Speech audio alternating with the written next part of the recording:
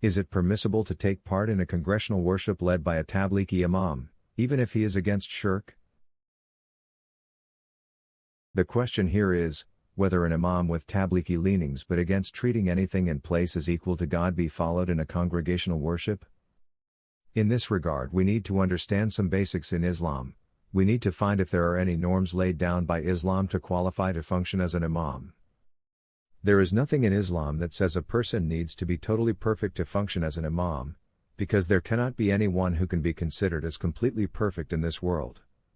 While a person is leading a congregational worship, anyone in the gathering might point out that the leader of the worship is a liar or a shirk follower or a smoker. Hence no one person can be a perfect human being, hence the condition that only perfect human beings be leading a congregational worship becomes impractical.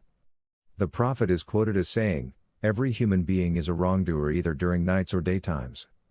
Hence it needs to be concluded that a person who leads a congregational worship need not be a 100% perfect individual, and the only condition that needs to be looked into is his knowledge about leading a congregational worship, and if he is adept in it.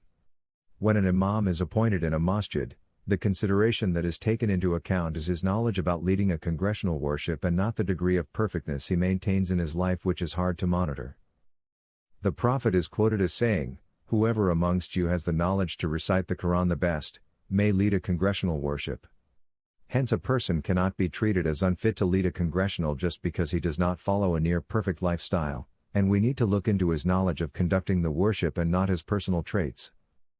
Moreover, the Prophet has been quoted as saying, "In the years to come, not at the time of the Prophet, because people were perfect then, people who may be leaders, scholars, religious heads may lead congregational worship and, if they have performed the worship correctly, the benefits reach you in good stead, and at the same time if the performance remained as not appreciable, it does not in any way affect you. For example, if you happen to follow a Hanafi imam, he does not lift his arms except at the beginning of the salah, and not before doing the ruku or at the time of getting up from ruku or sujud, they are the ones who will be questioned by the Almighty regarding the same."